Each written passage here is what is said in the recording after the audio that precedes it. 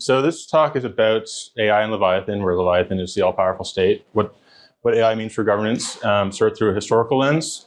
These are sort of rough ideas, I would say, and I don't know how long this talk will go, but hopefully end soon enough so that I want to basically generate ideas for things that fit within the kind of frameworks I'm going to be talking about. So my original kind of muse for this topic is Peter Thiel, who famously said that AI is that crypto is libertarian, AI is communist. And at first blush, you look at China, it certainly seems that way. There's very strong centralizing forces in AI, where there's ownership of computing resources, or so on and so forth. But I want to interrogate this and sort of question it a little bit, because I think this is a sort of false dichotomy. So as a thought experiment, imagine one day we all woke up and everyone had access to cheap X-ray style glasses. Like what would happen? We all get cancer. or Meta Ray-Ban glasses that superimpose your naked body on yours. Well, I would say, like, canonically, there's really three ways society can respond, right? We can have cultural evolution, right? We could all get used to like nudism and change our privacy norms. We could have mitigation adaptation. We could wear leaded underwear and retrofit our homes with copper wire or whatever that would block the electromagnetic rays. Or we could have regulation and enforcement. You can imagine some kind of X-ray Leviathan that uses the X-ray technology to constantly X-ray people to make sure that they don't have the glasses. What isn't possible is no change, right? Because there's a basic prisoner's dilemma here where I would love to have the X-ray glasses, but I don't want anyone else to have them. But if I have them, then other people need to have them, and suddenly everyone has them. So this is sort of getting to the idea of these second order effects. And one of the, since this is a metaphor for AI, one of the things I see missing in these in AI policy discussions, there's some of it, but there's an appreciation for the kind of second order implications of AI. There's lots of debate around like AI misuse, AI for bio, CBRN, that kind of thing, superintelligence, yada, yada, yada. But what happens at second order? What happens when everyone has an AGI in their pocket? And the way I think about AI more generally, just deep learning more generally, is it's a microscope. It increases the information resolution of the universe, right? And that has good things and bad things. Amazing scientific discovery, but also very scary things. So we have like the Vesuvius challenge, that is decoding old papyrus scripts using machine learning techniques. And we also have the ability to see through walls with Wi-Fi displacement, right? And so these are part of a package deal. So going back to the title of the talk, Leviathan, this comes from Thomas Hobbes, who published it in 1651, which was the beginning of the interregnum of this English Civil War. And when people hear like the state of nature, sometimes Hobbes is sort of strawmanned as talking about like hunter-gatherer societies. Actually, he was talking about his own countrymen. England went through a very bloody 10-year civil war where Protestants and Catholics and Puritans and so forth were all basically killing each other. And so he figured out, sort of intuited a kind of proto-social contract theory that said, what we need is a strong absolute monarch to restore order and restore our kind of natural liberties. And we get our natural liberties modulo our ability to interfere with anyone else, right? And if you think about it, he was really dealing with the first intelligence explosion, right? So the Gutenberg press took a few hundred years to really take off, but beginning in the 1600s, we went from like the printing press invention to the printing press output revolution, right? Where in very short order, from like 1611, the first printing of the King James Bible, only 30 years later to the English Civil War, and then 50 years from the King James Bible to there being mass media, Fifth Estate, the first print journalism. And this was kind of, the intelligence explosion of the day, and Hobbes was trying to reckon with the fact that this required a new social contract.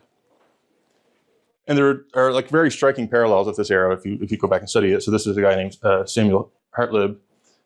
He's known as the Intelligencer.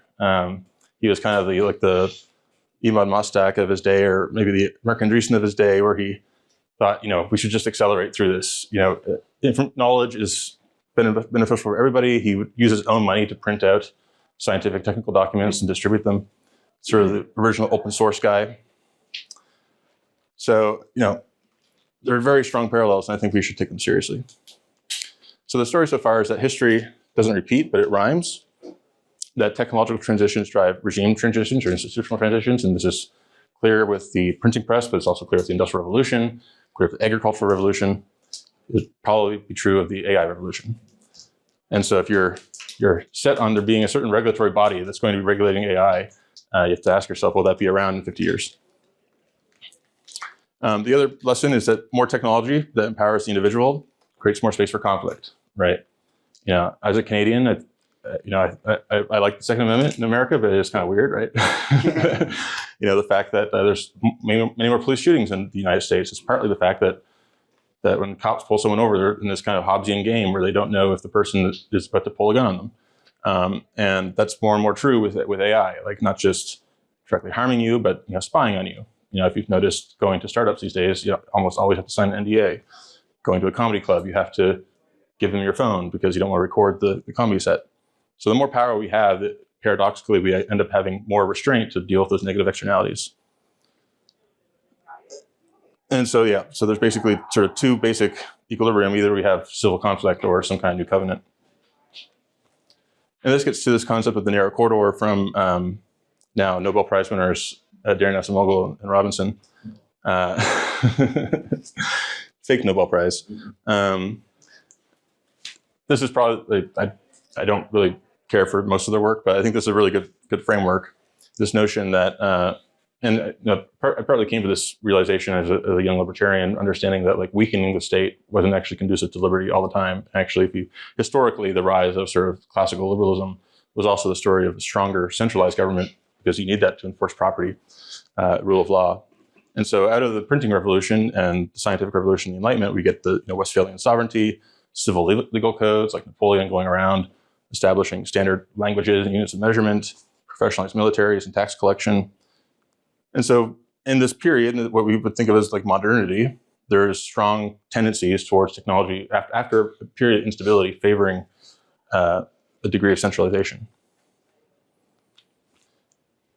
And this trend had continued apace. So if you, this is from a recent MBR paper looking at the growth of the US administrative state for bureaucracy.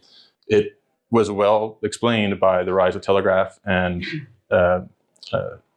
rail networks. Because basically once you had telegraph and rail networks, you could have some centralized thing in DC, and you have agents out in the field, maybe hundreds of miles away, but you can still communicate with them. So these shocks to monitoring costs and principal agent costs enabled the growth of the modern administrative state. And really all institutions are in some way shaped by these costs, the cost of bargaining, coordination, search information, monitoring, and enforcement. So you see this sort of fractally throughout different institutions in society. With urbanization and industrialization, we had one-room schoolhouses, then slowly professional school districts, and they became consolidated, and suddenly you have a high school with 5,000 students. And that was driven by internalizing these basic costs, including the labor costs from rising wages in manufacturing. You have to pay the teachers more, standardized curricula, and so forth. So the question is, does AI and digitalization more generally mean that history is basically running in reverse, and that this era of high modernism that we associate with the 20th century was sort of the aberration? And I don't know if you saw Elon Musk's recent MSNBC meme tweet, but I feel like a lot of the memes that you see on Twitter are very reminiscent of 18th century tabloid editorial cartoons. You have Martin Gurri's Revolt of the Public, which talks about how the internet sort of has fragmented media and led to these legitimacy crises, and the Arab Spring and Brexit. They're very, very reminiscent of the legitimacy crises surrounding the English Civil War. Media fragmentation losses consensus reality. We used to have, Stalin could basically define reality, or CBS or whatever, and now we have, super fragmentation. In some ways this is new, but in other ways looks a lot like the 18th century. We have AI translation layers. So do we need Napoleonic codes and universal units of measurement if we can have a codex that translates between one language to another, or from one standard to another? And then we have technologies that are going directly to those Baumol labor cost effects that make it more possible to do things like in-source education. During the pandemic, there was a rise of 2 million pupils in homeschooling because enabled by remote schooling and Zoom and so forth. AI tutors could potentially drastically accelerate that, because if you all have the ideal 2 sigma AI tutor, why bother be in some big consolidated thing? You could go back to a local townhouse or rebundle around some other institutional form. So more generally, we see these dynamics already happening. Information technology seems to be enabling a kind of reemergence of private forms of governance. Uber and Lyft are the sort of classic example. They are multi-sided platforms that have dispute resolution systems, reputation mechanisms, dynamic pricing, and algorithms for matching riders to drivers.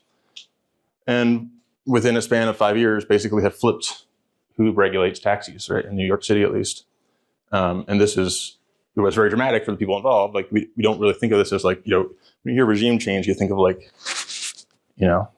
Iraq in 2003 or something like that. But like this is like, but for the people involved, it was very dramatic. People were throwing rocks off of bridges in Paris and so forth. But it's, just objectively a much better way of going forward. But it's something that replaced a formal public regulator with these private governance mechanisms.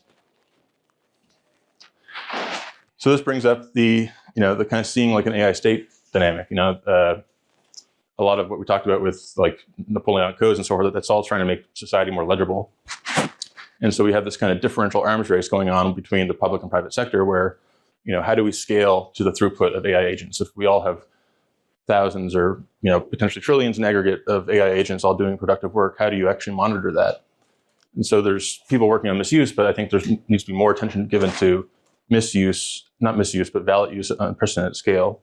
Kinds of like the risks of institutional denial of service, whether it's FDA being flooded by new drugs or a FOIA GPT that FOIAs everything that's possibly FOIAble, or everyone having a litigator in their pocket and overwhelming the courts.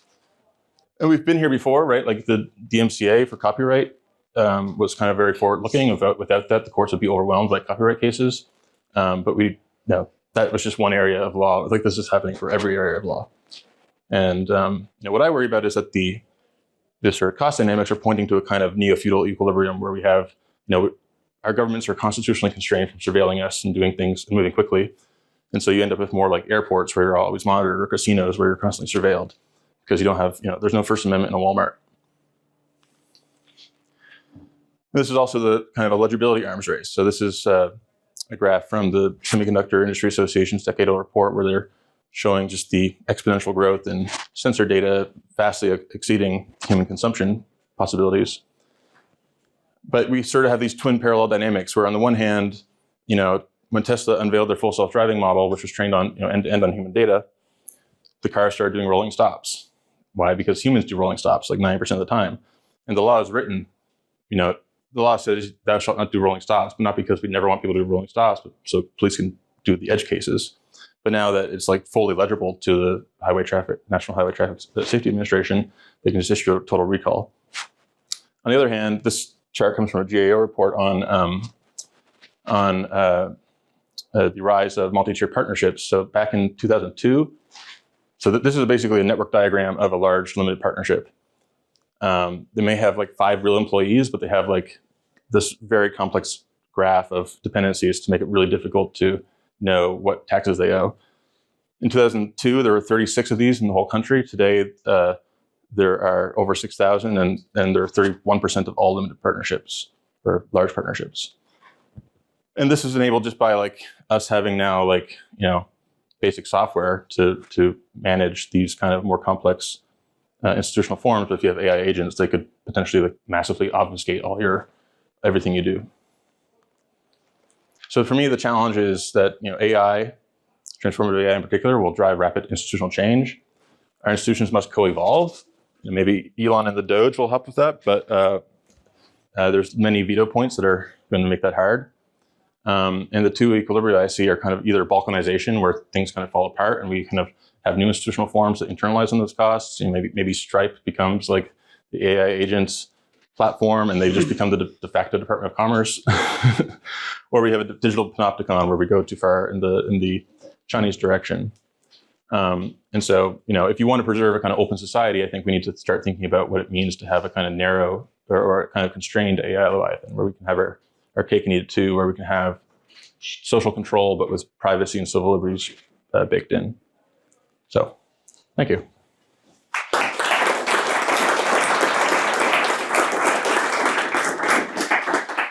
And before questions, in addition to questions, I want it to be this kind of provocation for other examples that I could potentially put into the report on these kind of topics.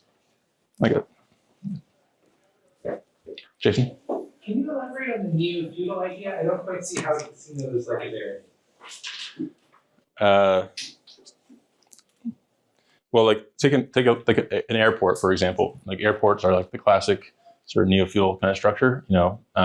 Everything is kind of contracted out. The main thing is owning the land. And when you walk in, you sign away all your rights and civil liberties, right? You're not a total serf, but to prevent terrorism or whatever, this is the kind of quid pro quo you make. And the same similar for a casino, where if you start counting cards, someone will come and escort you out right away, and so on and so forth. And those are sort of pockets of digital panopticons, but they're ones that we opt into. And that's all I really mean by that. And maybe it becomes more literal when it's like land is the only scarce factor, but yeah. So it seems like you were painting these two negative outcomes with the sort of narrow path in the middle. It's not bad. And I understand why digital panopticon would be bad. But especially coming from a person who self-described as a libertarian earlier, I'm not sure I follow why necessarily the balkanization is a bad outcome. Like, it seems to me like it's plausible that something like cryptocurrency taking over the role of the federal government in that regard is not necessarily a bad thing. I can see right now why credit card companies like Visa and MasterCard doing that has some negative outcomes, but why is it necessarily a thing we want to avoid? Well, opinions will differ. A Balaji Srinivasan's network state would be more just embracing the kind of things fall apart scenario. It's very possible that, that's a better world because, look at the Florentine Renaissance and so forth, having lots of little Singapores dotted around. But on the other hand, in Singapore, you have, they regulate how many Malaysians live in your apartment, and that you can't spit gum on the sidewalk, and so there's these trade-offs. My bigger point is the kind of open society, inclusive institutions that we associate with modern liberalism are very aberrant. And, there are many sort of more reactionary libertarians who would argue that the medieval era was actually an era of relative liberty. But it's not the kind of liberty that we associate with standard rules of law and equality under the law. And also from the point of view of if you're worried about superintelligence, and the free city of Solona County is hooking up their 10 trillion parameter model to the fusion reactor. They're their own regulator at that point. Jack, have you had any surprising reactions to this essay series since you published it, or any interesting critiques or provocations from people who've read it? Yeah, I did. On the positive side, I did presented some of this stuff to DARPA, and they have this knowledge collaborative, and they're thinking about this question. So I think it's good that there's people sort of aware of the issue.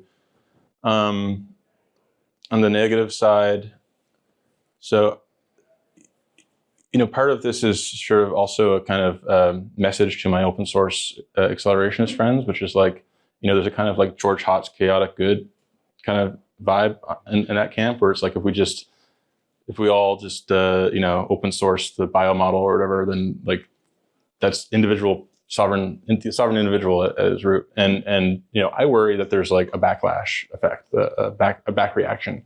And in the same way that if you create more endogenous demand for a kind of Leviathan crackdown, you may be working at odds with yourself. And so that's partly where the backlash, the critique has come from, is people sort of only seeing the first order and not appreciating the second order. You asked for other examples. One might be Langdon Winner to Artifacts Politics. So his classic example is from Robert Caro, where the bridges are just so small that the buses can't get through. So it's which may be apocryphal, but it makes you good. Right. There's a bit at the end of that paper where he talks about there was this big debate in the 70s about nuclear power versus solar power. Where it's exactly the same as crypto is the idea was nuclear power centralizes, solar power distributes. So there was like this big split amongst like hippies and others at the time about, oh, we wouldn't really want to be using solar power and distributing it to collectives and stuff. I think it's interesting because, of course, like, where are the companies seeking to get their power? Right. It's Yeah. like nuclear power, the restarting nuclear power. So yeah, that might be interesting. Yeah. I think that example sort of cuts both ways as well, because the other big macro trend is kind of co-location and our grid is at capacity, right? And so the grid is the common market standard thing that's the open society analogy here, versus like if we all have like small modular reactors and can totally insource, then it becomes possible to sort of opt out.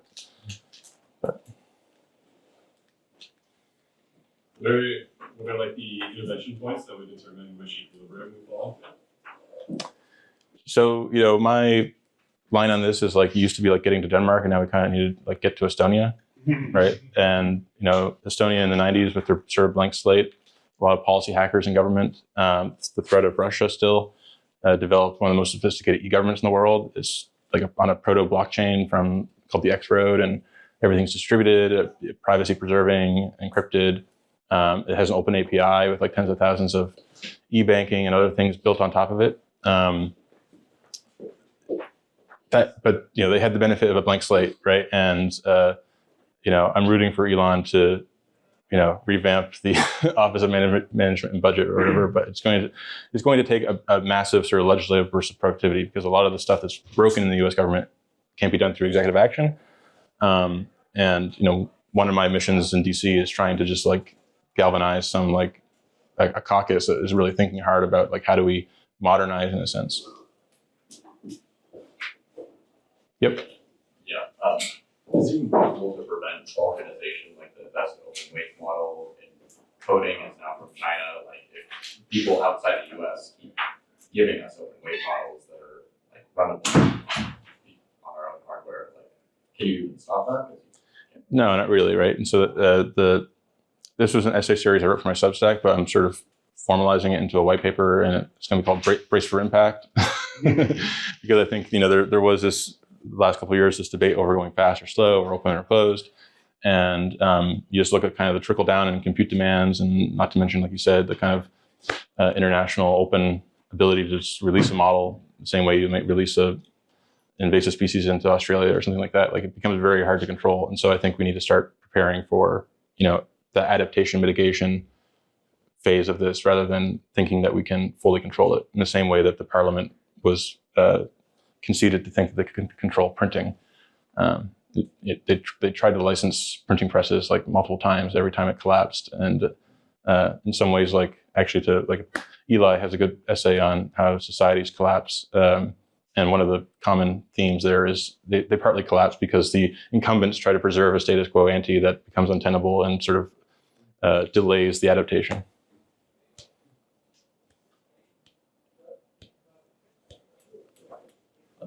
Speaking of adaptation, what are some of the core kind of resiliency or institutions that have to be either kept and reinforced or nurtured into new existence that didn't exist before? So, at its base, if you have a night watchman state, like the core things are like the border, tax collection, and the courts, right? And the courts still use human stenographers, right? And so Taiwan has been experimenting with AI judges for some low-level cases. The technology is obviously not quite there yet, but I would particularly worry about the sort of law and economics of this, where the law, the courts are sort of the essence, the lifeblood of government, and if they're a bottleneck, right? And already they're a bottleneck. Like, most cases settle, most criminals plea. There's a long tail of cases that never go to court because of the transaction costs involved. If that all reverses because we all have a litigator in our pocket, the courts either start having to triage heavily, and that's bad for rule of law too, because then you just pick cases, sort of arbitrarily, or they need to rapidly modernize. The alternative is that you get these sort of a privatization of law, where parallel systems develop, arbitration, AI judges doing thousands of commercial contracts a second or something like that. And that may be like that, to the earlier point, that may end up being like not totally awful, right? Might spur like really innovative forms of governance, but at some point things need to sort of reconsolidate. Or we just go the way of like literally like the Balkans, right? And that, like, the issue with balkanization is it's very high variance, and that's a good thing, but that also means you could have like places that are basically AI utopias, but are sort of walled gardens, and a kind of hinterland that's uncontrollable and like has the AI enabled cartels or whatever. And I wouldn't want to see that happen. Dave? Thanks, Sam. So to what extent do you think like what are the ways in which you can kind of think through sort of, you're sort of laying out one scenario that's kind of the balkanization thing. There's lots of little like local different, governance schemes, security schemes, economic systems, whatever, with some sort of maybe meta level rule of anarchic international order or whatever, right? And then you can imagine like another one where it's sort of like, a little bit sort of like late Ottoman Empire Turkey. We're like, yeah, formally we're still in the Ottoman Empire, but every time they want to have a contract goes to a European embassy and signs it there so that it's under European law, and basically just kind of under the table, like, gutted the entire system and replaced it with a new one. Like, to what extent do you think like we can like think through like what drives us more towards like that first one versus like, yeah, formally there's a lot of divergence, but under the table we've kind of, maybe it's, to your point earlier, like maybe Stripe is the new Department of Commerce or whatever, like, but it is for everyone, like versus like, oh, Stripe is the Department of Commerce for like Lighthaven, and then like over in Mission District in SFO instead they're like on, they're using some blockchain things. Right. Yeah, I think the Ottoman example is actually closer to my vision of the default path, right? Okay. Where like, I do think we're basically in the 2030s likely to have some form of major state collapse would be the wrong word. Like I think the Department of Energy will still control the nukes, but like increasingly the basic core functions of government will become displaced or real serious alternatives. And in the same way that like, we don't have NASA, we have SpaceX, and and there's like, so like a positive world there is one where, maybe the government in lieu of modernizing becomes a kind of nexus of competitive contracts. But there's still always the possibility at some point where like, it's just the payer and everything else is basically run by private organizations. And then you can kind of like have the state wither away to like where the trade-offs are for Stripe for everybody or things that are more localized. They'll probably just be driven by transaction cost dynamics. Like everyone wants to be on Stripe because it's, payments have huge returns to scale, versus like if you were in San Francisco, maybe there's going to be like security and mesh networks and like robo dogs or something like that are local to that, right? Got it.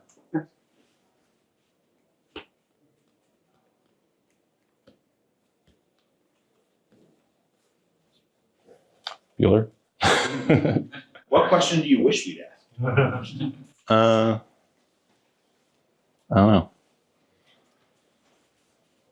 To make sort of the constraint Leviathan and upgrade all the public institutions if it's not to be sort of owned privately would require sort of an insane amount of capital, like actually do that kind of investment because you want to maximally use all of those technologies.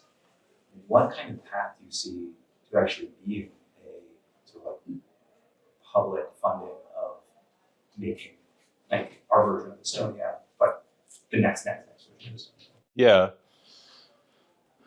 I mean, I feel like if the narrow corridor is possible, like we're lucking out right now, right? Like, the fact that Elon is like co-president, like all the series of events that had to happen for that to happen, and just how insanely unlikely it is. And like when I consider like Fermi paradox kind of anthropic kind of arguments and look at and like the universe is kind of dead, like maybe the number of unlikely things that have to happen maybe to do this kind of transition are so small, but it maybe looks something like what's already happening. But then the question is like, does that just get bungled in the courts? And how far can they actually go? We're very divided, and I think my hope is that it becomes clearer that more dramatic reform is needed within the next couple of years, as it becomes more apparent that the systems we have just simply don't scale. But then it has to become less about like just cutting costs and more about having better like information systems and stuff like that. Likewise, with like Palantir's involvement, like Palantir pioneered the kind of civil liberties engineering thing where like, they produce things for DoD where, there's maybe stuff that requires a certain security clearance or a FISA warrant or whatever, and there's like really good rights management for who can see what, and so you can sort of, again, have your cake and eat it too. So I don't think capital is going to be the bigger constraint here. It's more about like bureaucracy, and can we disrupt the bureaucracy faster than it can just dig in its heels. Not USA or SpaceX, but like USX. Yeah, like, this is the thing. Like technology has steadily sort of, like with Uber and Lyft or with SpaceX or what have you, like create capabilities that formerly were just government, right? Like even like weather sensing and like natural disaster response, like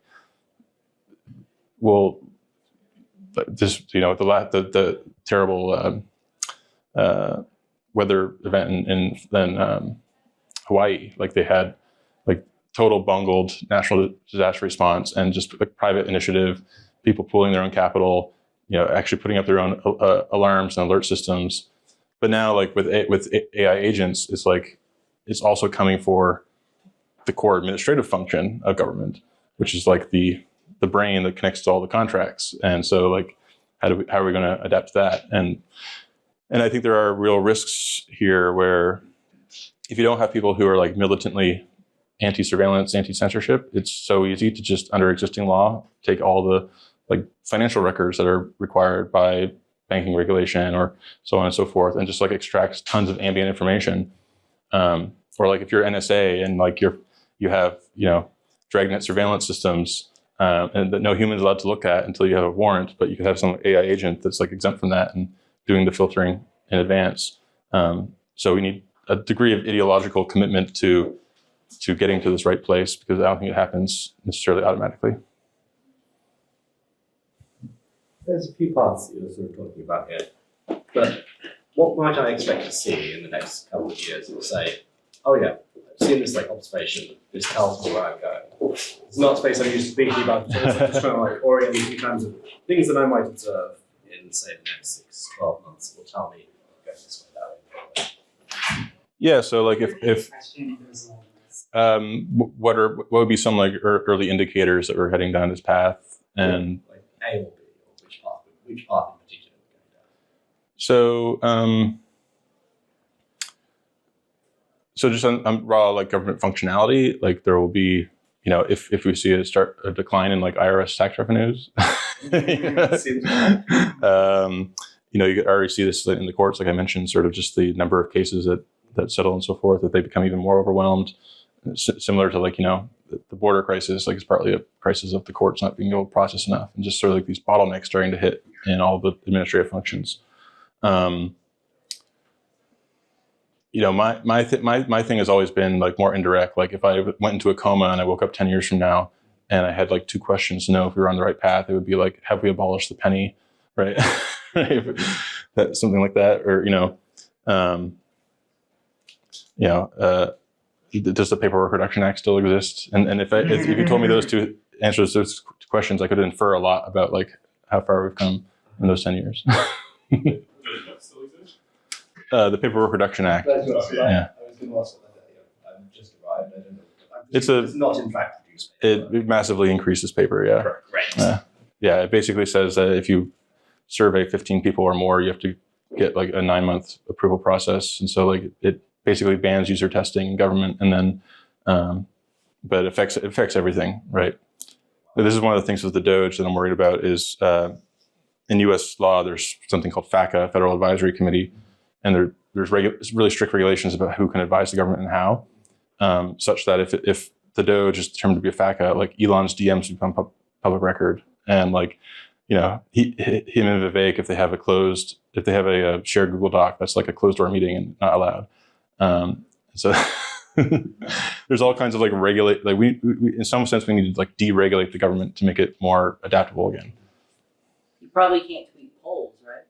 Definitely not tweet polls. That is a survey. That is a survey. Even a tweet, though, actually, with the implication of the ability to reply is a solicitation of information. It is, yeah. So that is, you can't do that. Yeah, and I don't think the law, I don't think the rules change just because they're not compensated either. So, you're first.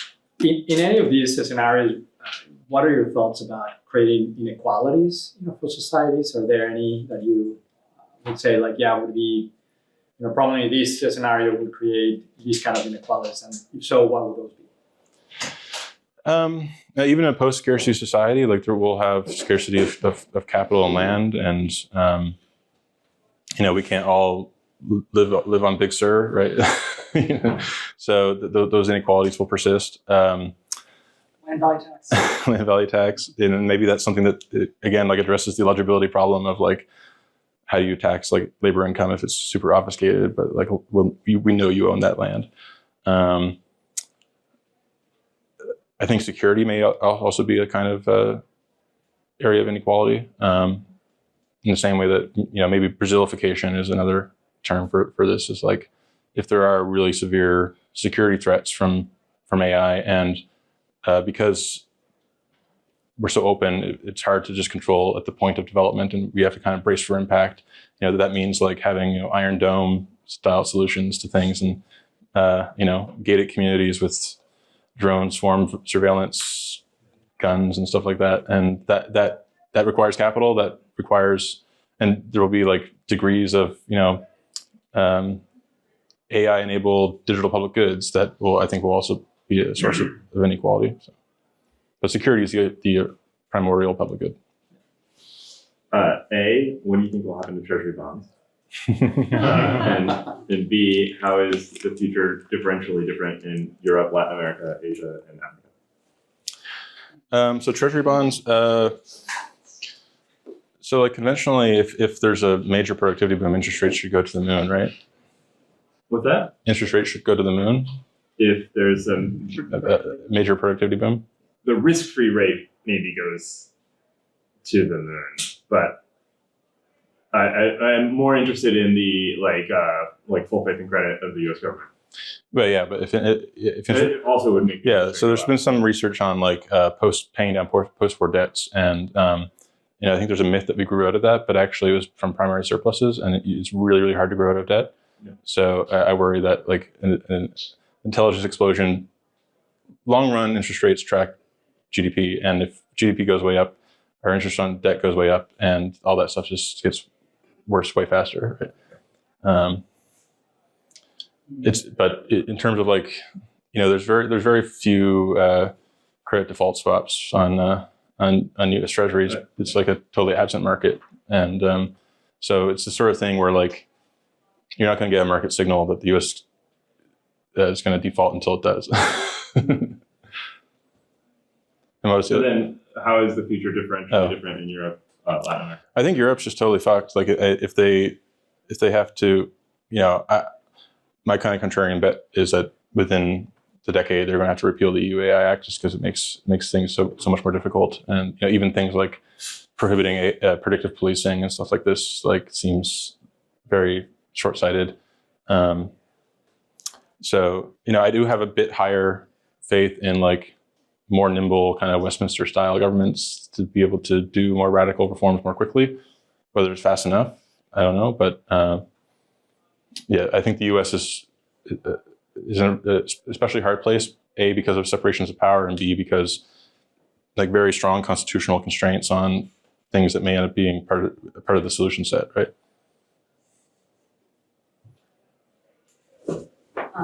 I find it pretty easy to wrap my mind around the world in which there's balkanization, corporate dystopia, and it also feels very easy to understand U.S. government's incentives in putting out the report that I think you put on a lot of people's radars, the U.S.-China Economic Security Commission review, noting, among other things, like DX procurement possibilities for AI systems. And I have a hard time seeing how you get to the balkanization outcome with this geopolitical situation now. So everything's unpredictable, but do you have a sense of what that path looks like right now? Yeah, I mean, I think it's telling that the Manhattan Project of our generation is occurring in the private sector, right? Like that is a sign of balkanization, and I worry that, if the U.S. nationalized AI development and tried to race, I think it would actually be a decelerationist move. Just judging by like how the U.S. government does things. They spent like $3 billion on a NASA did on like a tower, right? Like that was supposed to be $200 million, and so we'll race faster if we just let OpenAI do its thing, for good or ill. My worry is that once there's momentum there, it becomes hard to, you're basically, especially once you get to like super intelligence, you're basically creating another sovereign, right? And the power dynamics there shift quite dramatically. So the U.S. Department of Defense has a bunch of latent authority that they could use at some point. But like going back to like the Ottoman example, like if like the U.S. government just becomes kind of husk of itself and just has some Department of Energy thing.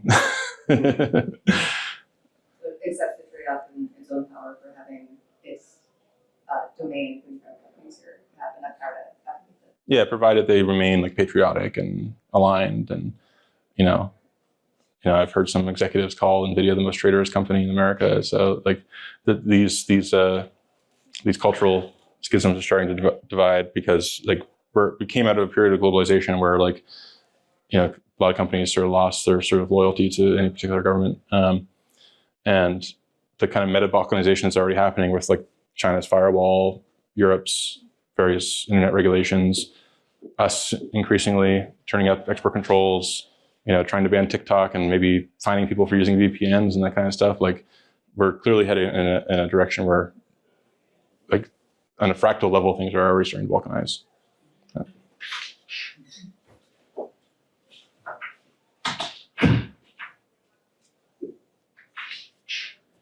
Yeah. You are more connected in the Congress, particularly those that are like young and dynamic. Are there folks that we got to keep our eye on that are live players? Individual level, I mean, I'm cautiously optimistic what Elon's doing. Like, they're going to recruit a bunch of, live players, so to speak, and try to embed them in government. But this is not a one person thing. Like, no, we're trying to turn the ship of state, right? And FDR could do that because he had massive supermajorities and a third term. So we're in a bad spot because the level of social trust is sort of at its nadir and makes it hard to. But it's not something like individuals can do. Like that's why it's easier to imagine like just doing a startup and like building solutions to these things, because that's where individual initiative an agency can have like really outsized impact. So like Alex Karp would be an example of like a high agency individual who saw the need for like,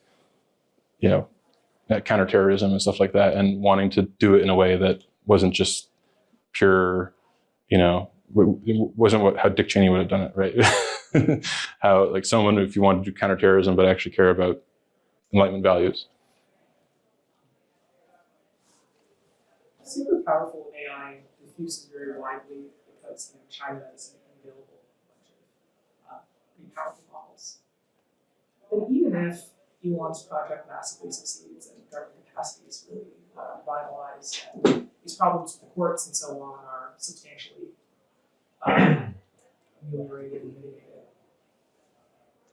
it still seems to me like we are going to get a hyper, balkanization sort of thing. And so that seems to emerge from dynamics involving, the analogs of your X-ray glasses example, and it's not clear to me how a phenomenally successful Elon-style effort addresses that.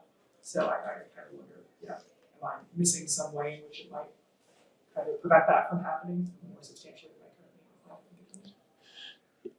Yeah, so there's some things that are just baked in, right? That are going to diffuse, and no amount of modernizing bureaucracy is going to fix that. But then, there are other things like, wastewater surveillance for bio risks or what have you, where like we could do a far better job than we're doing right now, and do it in a way that scales for like the more defensive accelerationist kind of ethos. And that, in my experience, is the predominant ethos on the tech right now. So is that the principal mechanism by which, like, it's not like port capacity, but instead the ability to build defensive accelerations technology? Yeah, but I also think like increasing core capacity is like the defensive thing too, right? It's there's reporting that the transition has a plan for DOT to have autonomous vehicle rules, right? That's a good thing, right?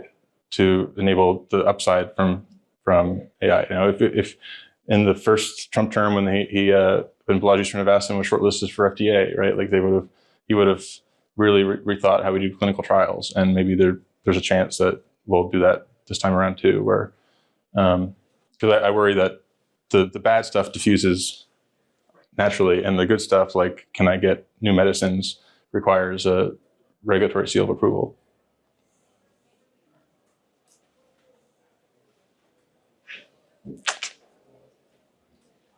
So if we were headed towards the balkanization phase and something like Elon's modernization effort wasn't going to work, what should players in the government be doing in order to prepare for that balkanization phase? What's the stance the government should get into? Well, doing all the things that I want Elon to do already, but like the government should have the same playbook whether or not it thinks balkanization is inevitable. Yeah, I mean the U.S. government isn't a monolith. Like it's very polycentric. There's lots of parts to it, right? So there are people in government who are situationally aware on this kind of stuff, but it's just this big meta problem of like institutional change. So I think there are sort of like upstream things like getting rid of the Senate filibuster and like reducing veto points, just anticipating that we're going to need a burst of new legislation. Making DARPA could be doing more cybersecurity initiatives and things along those lines. But yeah, those are just pieces of the puzzle. Yep. So realistically, what do you think is sort of the playbook for Elon to get the most done? It's a good question. They're kind of working at, there's like 3 different factions right now. There's a DC team that are like old school Reagan era Republicans who think they're just going to like eliminate waste, fraud, and abuse. You have Elon who wants to write software for the US government and like, modernize NASA and like do state capacity stuff. And then you have like Russ Vought and like the hardcore heritage people who just want to like smash the administrative state. And so it's going to be this, reckoning at some point about like how those visions manifest, because you can't be marching through agencies saying, Congress never delegated this authority at the same time that RFK is like banning red food coloring, right? There's going to be some kind of internal contradiction at some point. And there's obviously a huge difference between just like destroying and creating. Maybe you need to destroy to create, but just having like, just like shutting down whole parts of the FDA, say, isn't really the solution. Nor is giving them like AI co-pilots. Like we need to like have process reform, and that requires Congress. So.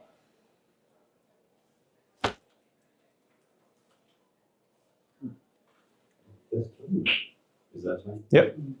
I just wanted to follow up on like the institutional change thing, right? What do the institutional antibodies look like? There's going to be a pushback, right? Say that. What does it look like in this case specifically, likely to be overcome? Because given like previous attempts at change have obviously not succeeded, otherwise we wouldn't be in this situation. So why is now? Well, there's a bully pulpit.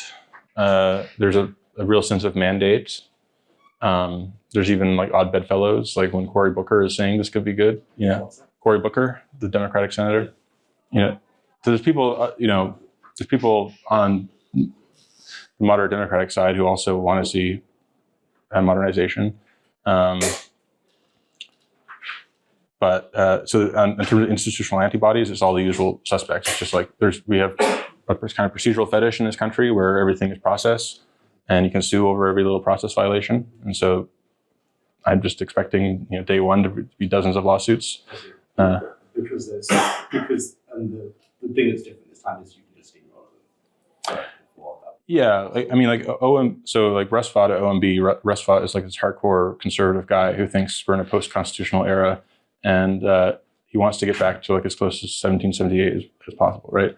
And so he has this heterodox view of the Congress's power of the purse, which is like it's just a suggestion. It's a suggestion. So like Congress appropriates funding for the executive branch. But in recent history, we're supposed to spend every last dollar that the Congress appropriates. Russ's view is that this is just a ceiling, and that if you want to spend zero, you can also spend zero. Right. And OMB literally controls the payment pipes to all the agencies, and so I think they'll start selectively doing government shutdown. And even if they are sued, if it's a 2-year thing to go to trial or whatever, like in that period, those people go find other jobs, and so there's going to be a kind of flushing of the plaque, so to speak. That's very interesting. Thank you. All right, I think we're at time, so thank you. Yeah, thank you.